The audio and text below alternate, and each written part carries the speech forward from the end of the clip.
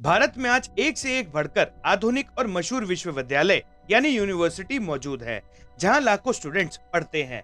किसी भी देश के विकास में शिक्षा की एक अहम भूमिका होती है। जिस देश के नागरिक ज्यादा शिक्षित होते हैं, वहां साक्षरता दर उतना ही ज्यादा होता है। इसलिए तमाम देश अपने नागरिकों को पढ़ाई के लिए प्रोत्साहित करते हैं।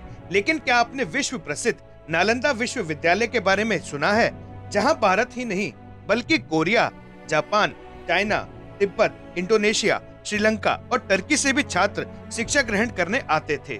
नालंदा यूनिवर्सिटी दूर दूर के देशों में बहुत प्रख्यात थी, लेकिन वर्तमान में इस विश्वविद्यालय के मात्र अवशेष ही देखने को मिलते हैं।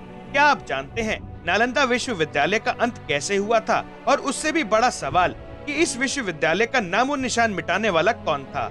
शायद नहीं, क्योंकि भारत के ज्यादातर लोग नालंदा विश्वविद्यालय और उसकी त्रासदी से अनजान हैं। तो दोस्तों, आइए आज की इस वीडियो में हम इन्हीं सभी विषयों के बारे में बात करेंगे कि कैसे एक प्रख्यात विश्वविद्यालय आज सिर्फ एक घूमने की जगह बनकर रह गई है।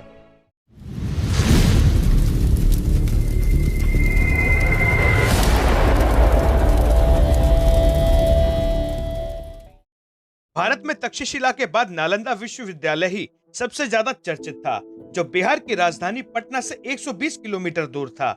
इस विश्वविद्यालय का निर्माण गुप्त शासक कुमार गुप्त प्रथम ने 450 से 470 सीई के बीच में करवाया था। नालंदा दो शब्दों से मिलकर बना है, जिसमें नालम का अर्थ है कमल, जो ज्ञान का प्रतीक होता है, और दा का मतलब है देना। इस लिहाजे से नालंदा विश्वविद्यालय का अर्थ हुआ है ज्ञान देने वाला। इस विश्वविद्यालय में बौद्ध धर्म के साथ साथ राजनीति, इतिहास, ज्योतिष विज्ञान, आयुर्वेद आदि की भी शिक्षा दी जाती थी, जहां हर धर्म और जाति के छात्र शिक्षा ग्रहण करने आते थे। 470 सीई गुप्त सम्राट नरसिंह गुप्त बालादित्य ने यहाँ एक मंदिर का निर्माण करवाया, जिसमें 80 फीट ऊंची बुद्ध की प्रतिमा स्थापित की गई। नालंदा विश्वविद्यालय 9वीं शताब्दी से लेकर 12वीं शताब्दी तक शिक्षा ग्रहण करने को लेकर अंतर्राष्ट्रीय स्तर पर प्रसिद्ध था। इस विश्वविद्यालय के पुस्तक घर यानी लाइब्रेरी में लगभग 90 लाख से भी ज्यादा हाथों से लिखी और छपी हुई किताबें मौजूद थी। 9वीं शताब्दी में नालंदा विश्वविद्यालय में 8,500 छात्र और 1,510 अध्यापक थे। भारत के अलग अलग राज्यों से नालंदा को चलाने के लिए दान दिया जाता था। यही नहीं, विदेशों से भी विश्वविद्यालय को अनुदान मिलता था। इसी के परिणाम स्वरूप नालंदा विश्वविद्यालय में सभी छात्रों को निःशुल्क शिक्षा मिलती थी। शिक्षा के साथ साथ विद्यार्थियों के रहने, खाने और किताबों के लिए किसी भी प्रकार का शुल्क नहीं लिया जाता था। राज्य के राजाओं और अमीर व्यापारियों के अनुदान से विश्वविद्यालय का खर्च आसानी से चलता था। नालंदा विश्वविद्यालय में दाखिला लेना हर किसी छात्र के बस की बात नहीं थी। यहाँ दाखिला लेने के लिए छात्रों को कई कठिनाइयों का सामना करना पड़ता था और परीक्षा में सफल होना पड़ता था, जिसके बाद ही उच्च कोटि के विद्यार्थियों को यहाँ दाखिला लेने की अनुमति दी जाती थी। नालंदा विश्वविद्यालय में क्यों लगाई गई आग? तुर्की के शासक बख्तियार खिलजी ने इस शानदार विश्वविद्यालय को पल भर में आग के हवाले कर दिया। उसका पूरा नाम मोहम्मद बिन बख्तियार खिलजी था। कहा जाता है कि इस विश्वविद्यालय में 90 लाख से ज्यादा किताबें थी, जिन्हें पूरा जलने में 3 महीने से अधिक समय लगा था।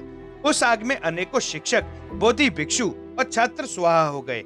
माना जाता है कि उत्तर भारत पर कब्जा करने के बाद बख्तियार खिलजी बुरी तरह से बीमार पड़ गया था।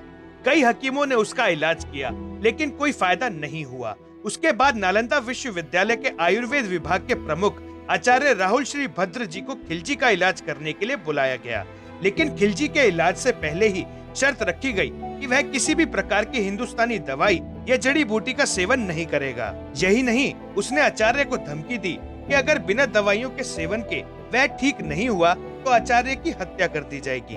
ऐसे में श्री भद्र जी के पास कोई चारा नहीं था। उन्होंने अगले ही दिन खिलजी को कुरान थमा दी और कहा कि रोज थोड़ी थोड़ी कुरान के पन्ने पढ़िए, आपका स्वास्थ्य ठीक हो जाएगा। खिलजी को इस बात पर यकीन नहीं था, लेकिन खुद को ठीक करने के लिए उसने आचार्य द्वारा बताए गए कुरान के पन्नों को पढ़ा। चमत्कार ही सही, लेकिन खिलजी पहले की तरह स्वस्थ हो गया। लेकिन इस बात पर खुश होने और आचार्य का धन्यवाद करने की जगह खिलजी के मन में गुस्से की भावना आ गई।